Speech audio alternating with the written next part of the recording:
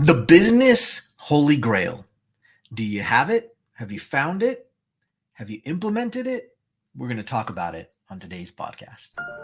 Listen, there's a lot to learn when growing and scaling your business. That's why we created the Business Choreography podcast, where we talk about choreographing your marketing, operations, and sales into dynamic systems that increase your revenue and your impact. We'll explore solid business principles and discuss all things that make businesses dance to success with clarity. We'll help you figure out where the holes are in your business and what you can do to fix them. Think of us as your official business choreographers, aka your insider growth strategists. Remember, your choreography matters. Welcome to the Business Choreography Podcast. What's up, everybody? Michael Johnson here with the Business Choreography Podcast. I'm excited you joined me today because we're going to be talking about the business holy grail. Let's see, do you have it? Do you know what it is? There are a lot of things you can do in business to improve what you're doing and how business is going for you. And we like to call this the Holy Grail. What's the Holy Grail? Do you remember the Holy Grail? That's the knights would go out and they'd search for the Holy Grail. It was a grail, a cup that when you filled it with the water, that you could drink it and live forever. It was eternal life, right? The Holy Grail. And so it is the stories of legend, right? And the idea that it could go on and on and on forever. So what is that in business? And do you have it? Here it is. It's recurring revenue. Well, duh, Michael. Of course it's recurring revenue. Well, is that an of course? Recurring revenue is so important because it compounds on itself. And if every month, if every day you have to make a new sale because you're having to figure out if that next sale is going to happen, if it's going to work, if your business is going to be okay this month, this week. But when you have recurring revenue, you don't have to keep making the sale. You don't have to keep doing it over and over again. You make the sale once and the revenue continues to come in. So this is huge. Recurring revenue is such an important element of your business and of what you're doing. And you might be sitting there saying, but Michael, my business and the type of business that I have doesn't work for recurring revenue. There's just nothing I could do with recurring revenue. And I beg to differ. And here's why.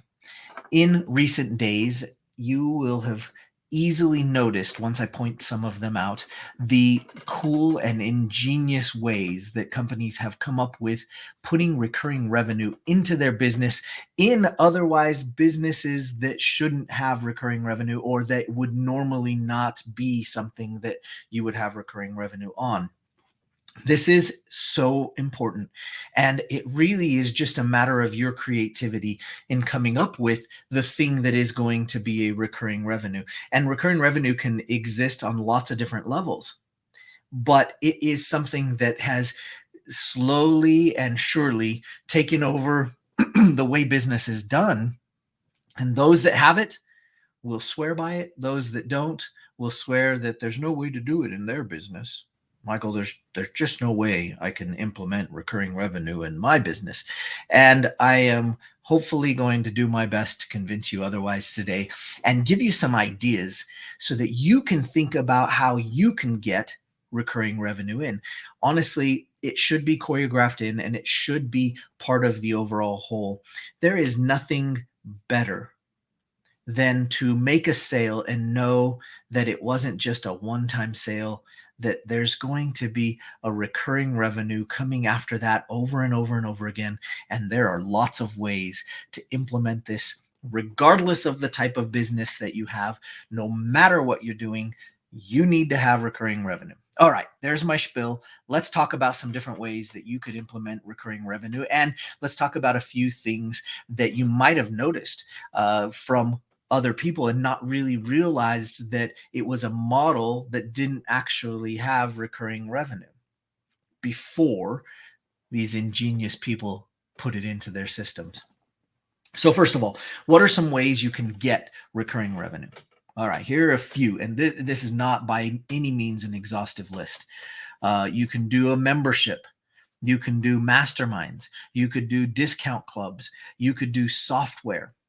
Software Software. Now they figured it out. In the old days, if you wanted to purchase software, you'd go to the store and you'd pull the box off the shelf and it had a CD in it, and you'd go home and you'd install the CD on your computer, and then you'd have the software. And then if there were any updates, maybe you could get them off the internet, but the internet wasn't really fully established during that time. And maybe they would update it. The software industry switched to a recurring revenue model in which now it's actually better for all parties involved. So it's a different model. It might seem like it's not as good, but you can now sign up for the software and pay a smaller amount over time and continue to get updates and continue to get improvements. And so now they automatically push it to your software, or to the install that you have on your internet, on your connection. And so now you can get access to software on a recurring basis. And there is a beautiful recurring revenue. We'll talk about that more in a second, but let's think about some interesting membership type things. This is really, really cool how people have done this. You could sell a membership to a group coaching program. You could sell a membership to some things that you would never think are possible. How about a box? A box with something you don't know that's in it. Yeah, there are a lot of these actually. My daughter had a subscription to an art box, and there are lots of these art boxes. You don't know what they're going to send. They don't tell you what they're going to send. They just say, hey, we're going to send you a bunch of art stuff in this box once a month if you subscribe to our art box. That's it. Pretty crazy. They could put anything they wanted in there. Now, people have taken that all the way across the board and done a lot of different things. Hey, subscribe to our book box, and you'll get 2 or 3 books in this box once a month. We'll procure them for you. We'll give you summaries of them. We'll give you whatever you need, right? And you don't get to choose which books. You just get the box every month. But they do this with all sorts of things. The $1 shave club, you get all sorts of stuff in that box. Maybe a razor, maybe a new razor, maybe an update, maybe some extra stuff here, extra stuff there, and you're subscribed to that box. What about subscribing to toothbrush accessories? Yeah, it's a thing. It's a thing. Recurring revenue is our friend. It is your friend too, and you've got to find a way to choreograph that into your business.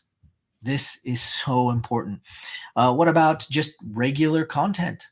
Well, Michael, why would people subscribe and have a membership to content that was on the site? Well, because they can't consume it all at the same time. Classic version of this was the transition from VHS tapes to CDs to being all digital when we were watching movies.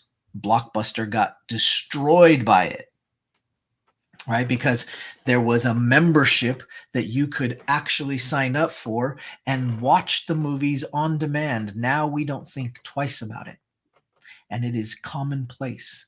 You subscribe to Netflix, Hulu, and every other streaming service under the sun so that you can have on-demand access, and you're willing to pay a monthly fee to have that access no matter what. This is a cool model, and you could do it with your content as well if you're a content creator. All right, what about masterminds? Masterminds are classic recurring revenue because you get to sign up, and it might be a yearly mastermind, but more likely it's going to be quarterly, maybe twice a year, and you subscribe to that, and that is a recurring revenue, right? It just keeps going over and over again if you set it up that way. Discount clubs are huge. Discount clubs, you see these all the time, like buy a membership to this discount club and you get all sorts of membership perks. They don't give you anything free. It's just you get the perks. What is a discount club? Well, here's an example. Amazon. How many of you have Amazon Prime?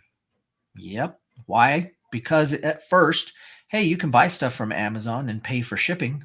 But if you're an Amazon Prime member, then you get shipping for free.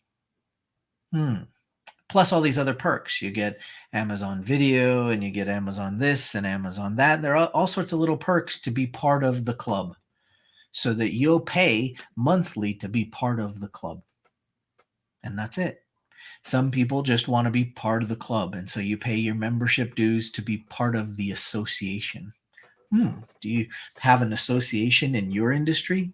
If you don't, associations are really cool. Maybe you start one, and maybe that's part of your choreography to actually create a recurring revenue model, is to create an association for those in your industry. But I bet you there is an association, and I bet there are dues that need to be paid so that you can actually be a member of. Even professional organizations. I was a former professional ballroom dancer, and we had a professional organization, and we had to pay our yearly dues to be a member of that organization. Now, what did we get? We got to be a member of that organization. Did we get a magazine? Nope. Did we get any sort of perks? Nope, not really. But we had to be a member or we couldn't compete. And that was it. That was the end of the story. So they cornered the market on it, and they have a membership recurring revenue set up, built into the business. So you can do some pretty crazy things. It's pretty amazing when it's all said and done.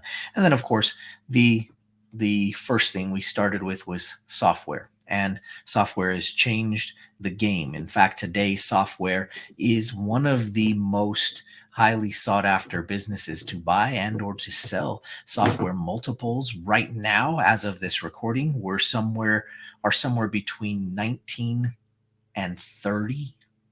There are some really high multiples going for these businesses because there's recurring revenue. It keeps coming in. Once you have a client base and you understand the churn on the client base, we can talk about churn another time. But once you understand that, you can actually calculate exactly what you're going to make, and you can see it coming in. And when you sell somebody, if your churn is low, you know you're going to keep that client for a long time. And then it just compounds over and over and over again.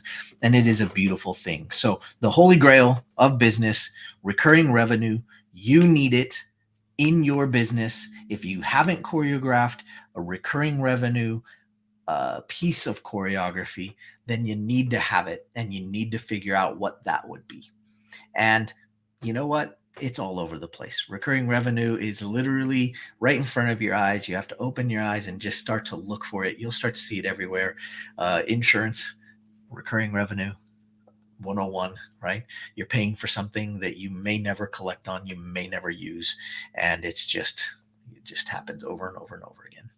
Guys, there are so many different ways and clever ways, and really we're limited only by our imagination on how to do this. And so I want you to really put some thought to it.